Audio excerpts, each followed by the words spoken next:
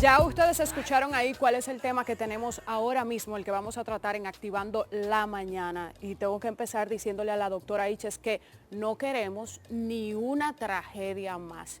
Y por eso está aquí para concienciar, para hablar con nuestro público acerca de la prevención del suicidio. Buenos días, doctora, y bienvenida. Muchísimas gracias. Ciertamente, como ustedes traen a colación, hoy es el Día Mundial de la Prevención del Suicidio, un 10 de septiembre, pero no solamente se ha quedado en el acote del día, sino que todo el mes. Nosotros, abogando de que no precisamente se haga en un mes ni en un día, tenemos que tener en cuenta y decirle a la población que el suicidio es un problema de salud pública.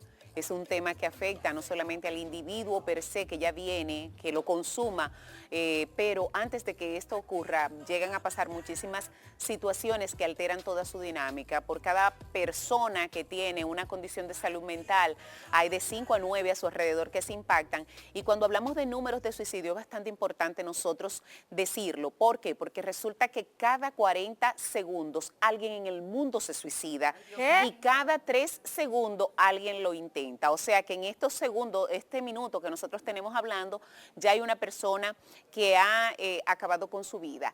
En nuestro país tenemos que aplatanar las estadísticas y ha ido creciendo. En los últimos 5 años, nosotros tenemos que aproximadamente cada 13 horas se suicida un dominicano.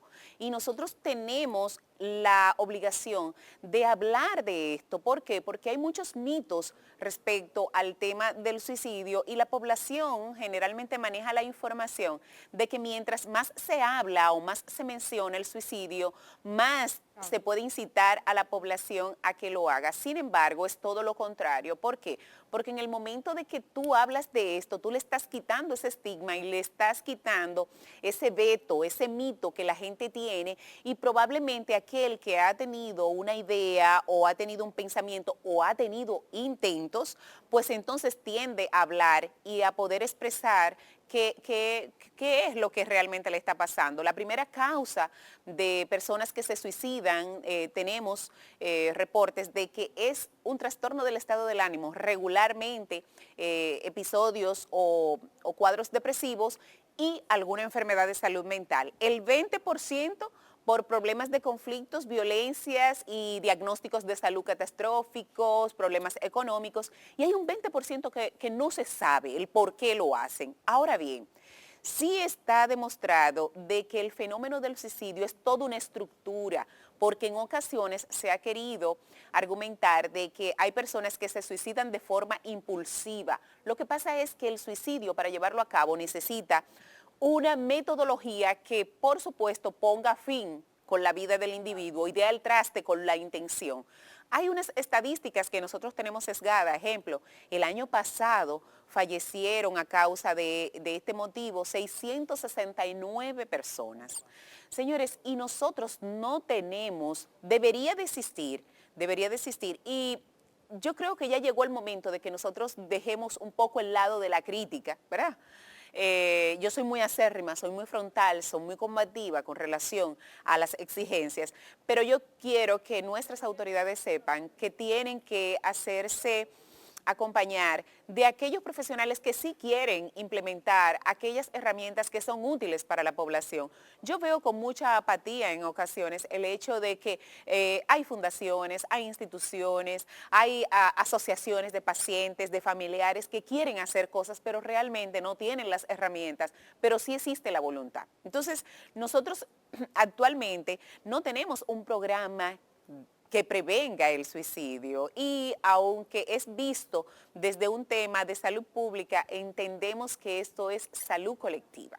Salud colectiva. Claro. Doctora, y ya quizás para que las personas se orienten un poco y puedan, como decíamos al principio, quizás mirar a su alrededor, ¿cuáles son los signos que presenta una persona que podría llegar al suicidio? Tenemos que aclarar que dependiendo de la etapa de la vida en la que está el individuo, van a ser las banderitas rojas que pueda dar. ¿Por qué? Porque se quiere ver el tema de la intencionalidad suicida como general. Y aunque nosotros sabemos que hay diferentes etapas de la vida, en la etapa muy joven o en la etapa muy vieja, son los dos extremos en donde más se suicidan. Pero muy joven, ¿qué edad? Muy joven, por debajo de los 25, por debajo de los 20. Incluso tenemos unas estadísticas en donde el año pasado cerca de 149, 151 personas por debajo de los 20 años se suicidó. Y una cifra similar por encima de los 65, porque nosotros pensamos que los adultos mayores no se suicidan. Hay muchos suicidios que quedan enmascarados porque las formas son tan sutiles que utilizan que regularmente pasan desapercibidas o pasan como una muerte súbita. Sin embargo, tenemos que aclarar que nuestra población da esas señales. Un ejemplo, en los niños, en todos, hay un denominador común que es el cambio de patrón conductual de manera brusca.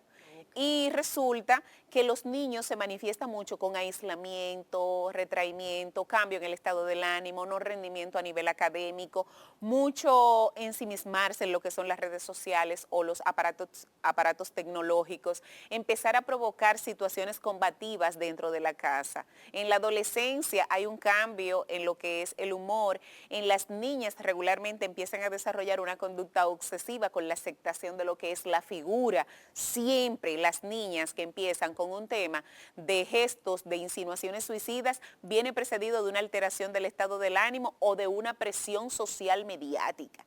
Llámese relajo, bullying. Tenemos que tener mucho ojo con nuestros adolescentes y niños porque como no tenemos el control de todo lo que ellos manejan por redes sociales, pueden estar siendo víctimas de acoso y por supuesto hacer el alarma con los famosos retos o challenges que se han, bueno, ahora mismo hay unos que tú dices, pero Dios mío, ¿y qué es lo que está pasando? Entonces, no entrar en esa dinámica. Y por supuesto, hay muchos niños y adolescentes que son víctimas de algún tipo de abuso o de violación y tienden a refugiarse en lo que es en este caso una conducta autolesiva para acabar con su vida. Nunca un adolescente que cambie su comportamiento de forma brusca lo asuma como bueno. Ejemplo, esas niñas y esos niños que son un twister, que son revolución propia y de repente tú lo ves que está tranquilito, tú dices, ay, qué chulo, mira, ese muchachito después que cumplió 12 se arregló. No, no lo veas como una cualidad, sino como una advertencia. En los adultos jóvenes, la necesidad imperiosa de pertenecer, de querer, empiezan con compras compulsivas, actividades totalmente desarraigadas, empiezan con uso y abuso de sustancias, trastornos anímicos importantes, no concluir lo que son las tareas, empiezan muchas cosas y la dejan toda a la mitad. Y todo esto hace que tengan una presión desde el círculo familiar y desde el círculo de amigos y por supuesto llegan a tener esos pensamientos rumiantes. El debut de las enfermedades mentales, como en este caso depresión, ansiedad, bipolaridad, esquizofrenia, tienden a hacer que los pacientes, que las personas tengan unos factores agregados. Y en los adultos mayores, el síndrome del nido vacío, sí. Es terrible, claro. El diagnóstico de una enfermedad catastrófica, porque ahora mismo tú vas con tu abuelita o con tu mamá a un médico y el médico le dice, mire, doña, usted tiene cáncer. Señor. Hermano, ¿y usted sabe cómo está esa señora emocionalmente para recibir previa en los hombres conductas desaforadas y empiezan a arreglar absolutamente todo y hacer preguntas insinuantes como, ven acá, mano, si yo no estoy mañana, tú ayudarías a mis hijos? O sea, esas cosas. Una alerta. Sí, claro. Porque ¿qué te hace a ti pensar? Si tú no tienes una enfermedad catastrófica y si tú no estás pensando en morirte, ¿qué te hace a ti preocuparte de yo solicitarte a ti de que cuide a mis hijos si yo no estoy? Si yo faltara algún día, ¿tú le darías vuelta a mami? Óiganme, el día que yo me muera, o sea, esa repetitividad. Y por supuesto, tenemos que saber que el suicidio es un acto voluntario e independiente, porque los sobrevivientes de personas que se suicidan siempre tienen esa pregunta que qué me faltó hacer y qué responsable yo soy de lo que sucedió. Doctora, ¿se puede prevenir el suicidio? Porque siempre se ha dicho, el que se va a matar lo va a lograr, por más que tú intentes hacer cosas. Claro que sí, el suicidio es prevenible y yo creo que esa debe ser nuestra campaña, muy en la línea de lo que son las directrices de la OPS y la OMS, donde dice como eslogan para este año, vamos a vivir la vida. Qué bueno. Vivir la vida, porque en realidad nosotros no estamos viviendo, estamos sobreviviendo. Y cuando tú dices, Anabel, que el que lo hace la primera vez lo sigue haciendo es porque no tiene la intervención y el abordaje. Nosotros tenemos que advertir a los medios de comunicación de que tenemos que tener una comunicación asertiva, correcta, precisa y educativa respecto a estas tragedias, porque resulta, y eso en un programa lo comentamos, que el famoso efecto patrón de conducta aprendida o copycat hace que cuando un suicidio es muy desmenuzado y muy detallado a nivel de lo que son los medios, todo el que no tenía una estructura copia esa. Por eso es que ustedes ven que cuando alguien se suicida de esta forma, regularmente todos los suicidios que ocurren posterior son de la misma forma. Y aquí, en República Dominicana, nosotros tenemos zonas suicidas. ¿Qué? ¿Cómo? Sí. ¿Cuáles son las zonas? Que son zonas específicas que las personas identifican como los lugares certeros y correctos para hacerlo, porque saben que en esos lugares no hay Por fallo. ejemplo, tirarse al mar, cosas así. Y siempre es un mismo tramo, siempre sí, en un mismo tramo, que debe de ser... Debería haber como seguridad ahí. Sí, y tú sabes que en su momento, en uno de los gobiernos pasados, yo hice una crítica muy acérrima con relación a unos miradores que se habían hecho, que lo que daban paso, y dicho sea de paso, en ese tiempo se llegaron a cometer muchísimos actos porque era una entrada más fácil al mar. O sea, una locura, y no tenemos baranda, los puentes tienen la línea de seguridad muy baja, no tenemos esas cámaras que puedan dar advertencia en lugares específicos de que algo está ocurriendo.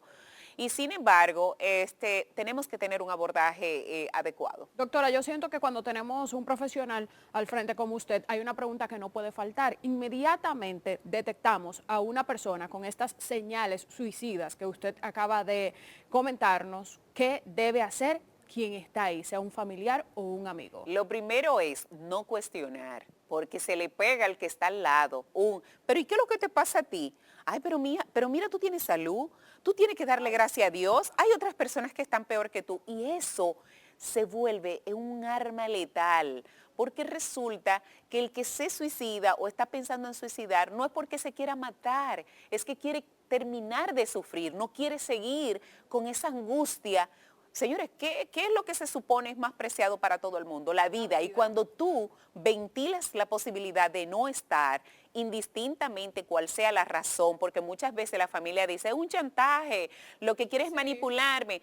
Oiga, délo como bueno y válido y da ayuda, acceso, no cuestione, búscate un profesional, no lo dejes solo, escúchalo y no desvalide, y sobre todo darle continuidad, porque a veces te da esa primera señal y tú dices, ay no, ese fulanito que tú sabes que él siempre tiene un tema. Exacto. Antes de finalizar, doctora, y así una explicación rapidita, personas que lo hacen con su pareja, que la relación va a terminar y amagan, de que si tú me dejas, hago tal cosa. Por ejemplo, hay un caso sumamente famoso, que es Naomi Campbell, si no me equivoco, le decía mucho a su pareja eso hace un tiempo, si me dejas, me suicido. Lo que pasa es que también tenemos que dividir lo que es enfermedad de personalidad.